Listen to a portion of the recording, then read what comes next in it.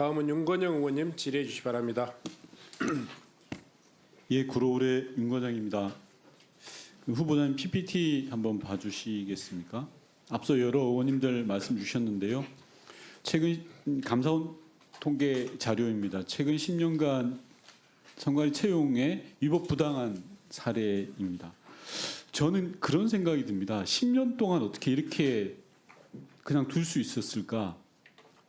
어떤 조직이라도 이렇게 두는 거는 정말 심각한 문제가 있다고 생각하지 않습니까? 후보자님 어떻게 생각하십니까? 저도 유 의원님하고 똑같은 생각을 하고 있습니다. 예. 만약에 선관위원으로 되신다면 이런 문제에 대해서 집중적으로 고민하셔야 되는데요. 그 이유에 대해서 한번 같이 토론을 해보려고 합니다. 다음 PPT 봐주시면요. 저는 내부 제보가 당연히 있었을 건데 10년 동안 왜 안 됐을까라고 하면 짬짬이 때문에 그렇다고 생각합니다. 선관위 고위직이나 하위직 할 것 없이 내부 제보를 묵살하지 않았을까라는 의심을 하는데요. 감사원 지적사항에 보면 이런 내용들이 있습니다. 분명히 과장과 계장의 금품 순수 사실이 있고 투서가 전달됐는데도 채용 과정에서 문제없다고 종결했다라는 겁니다.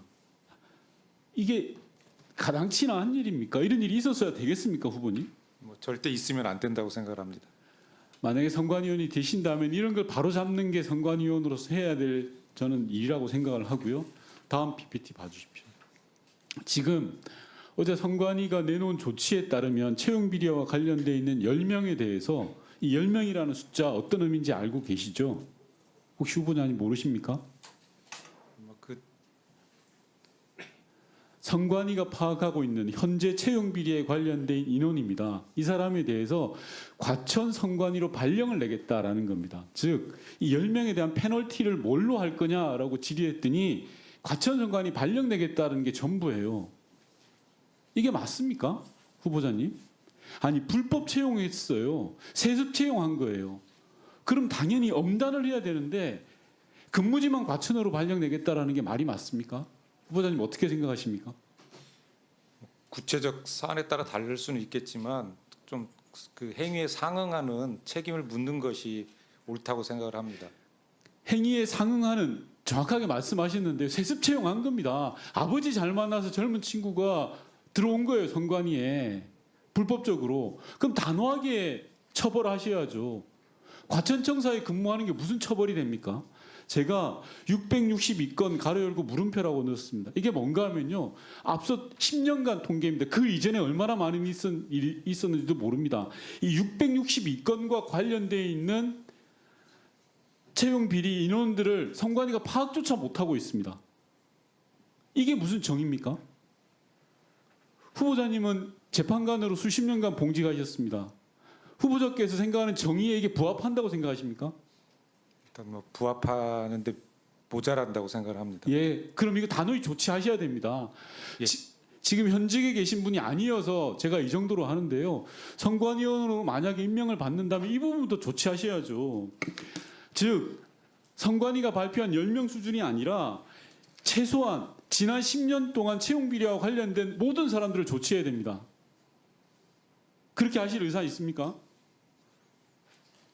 구체적으로 자세히 검토를 해보도록 하겠습니다. 당연히 검토하셔야죠. 그런데 채용 비리는 공정과 불공정의 문제입니다. 상식과 비상식의 문제입니다. 이걸 그냥 넘어갈 일이 아닙니다. 662건 중에 10명만 처벌하겠다니요. 이게 국민 감정에 맞습니까? 상식에 부합하지 않는다고 생각합니다. 662건을 탈탈 털어서 관련된 인사 전원을 조치해야 된다고 생각합니다. 의지를 밝혀주십시오, 후보자님.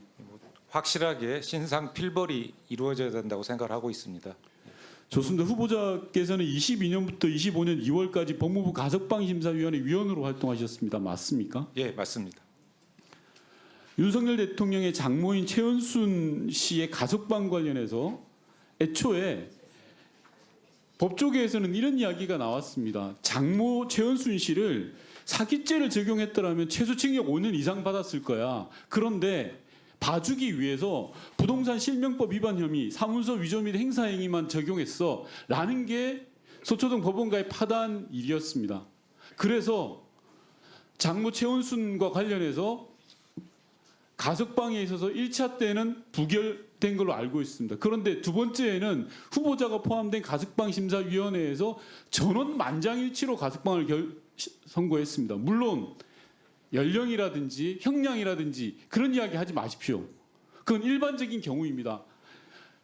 윤석열 대통령의 장모 최은순 씨 같은 경우에는 애초 검찰이 법 조항부터가 봐주기 위해서 수사한 겁니다. 그게 명백히 보이고요. 앞서 말씀드렸던 것처럼 후보자는 법관으로 수십 년간 계셨습니다. 그럼 이게 다 보였을 텐데 후보자는 이게 정의라고 생각하십니까?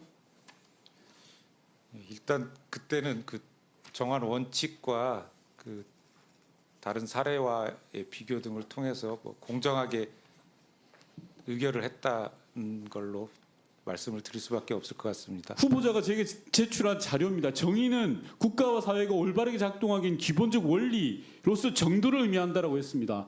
후보자가 가석방 심사위원회에서 한 행위는 제가 볼 때 정의롭지 않습니다. 많은 국민들의 국민 상식과 법관정에 위반되는 거라고 생각을 합니다. 5추가 질의 때 하고 일부는 남겨놓겠습니다. 5추가 질의에 쓰겠습니다. 네. 거기에 대해서 답변하시겠습니까? 가석방 심사위원회에서의 그 의결 내용을 뭐 여기서 말씀드릴 수는 없는 것이긴 하지만 어쨌든 법에 위반되지 않게 정당하게 권한을 행사하고 의결을 했다는 점은 다시 한번 말씀드리겠습니다. 네. 이상으로 네. 네.